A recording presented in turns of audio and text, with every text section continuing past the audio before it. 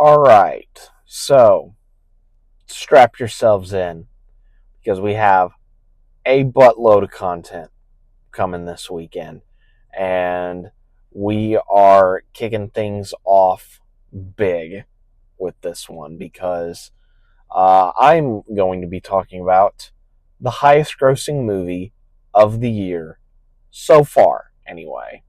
But we shall get onto that in a little bit. Hey guys, what's going on? It's Daniel Strong from QuickTime Reactions, and yes, it has finally made its way stateside. I'm, of course, talking about Ninja 2. This, like I alluded to in my intro, is currently the highest grossing film of the year.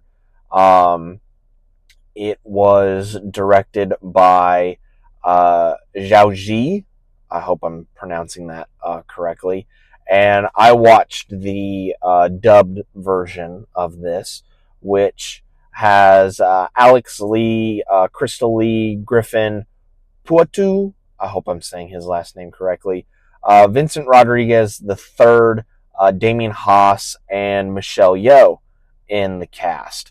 And it tells the story about these two kids that have the personificate. Well, I wouldn't say personification, but one is the spirit pearl, and the other is the demon orb. And once thought to be rivals, they are actually now best friends. However, they must coexist in one body for a little while before an all-out war between the surface world and the underworld takes over. Will they be able to coexist long enough and potentially stop this war from happening? We shall see. So the majority of the box office for this movie has come out of China. In doing my research for this movie, it's made like a vast majority of its money from over in China where it was released initially. I think it was released in Thai, not in like tie-in with the. Well, it might have released with tie-in with the Chinese New Year, and it made like all sorts of money. Like last I checked, it was 1.8 billion at the box office. And just for comparison, the live-action Lilo and Stitch barely crossed a billion. So just to give you a heads up as to how much of a gap there is between 1 and 2. But I have a feeling that with Avatar 3 coming out later in the year, it will probably get past. But I really liked the story in this, in which, like I said, they have to coexist inside of one body, and they have to go through all of these trials to basically find a way to get the kid that has the spirit pearl, get him a new body, essentially. They have to find a way to kind of expedite the process before the war breaks out. Everyone in the English dub cast does a really good job, especially the two kids that are portrayed in the film. I really liked the contrast. Like, obviously, one is the older one and has a bit more wisdom about him, whereas the other one is young and reckless and just goes in, punches first, and then asks questions later. And I think that dynamic really works out pretty well across any type of movie, whether it be live action or animated. That kind of dynamic always works in movies, in my opinion, anyway. Speaking of types of movies, this is, of course, an animated film. And the animation in this is absolutely beautiful.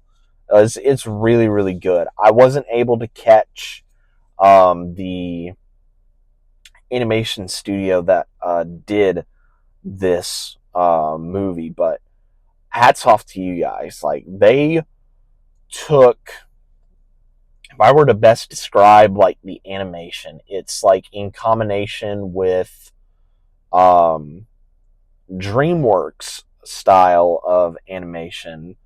To be more specifically, I would say like maybe Rise of the Guardians style of animation mixed in with that Japanese anime style of animation where it's a lot of quick movements while also having some slowed down sections, which really, really, like, especially in the fight scenes, the animation's absolutely superb in those fight scenes. But just the animation overall is really, really good. I could potentially see this winning Best Animated Film at the Oscars. Um, I don't know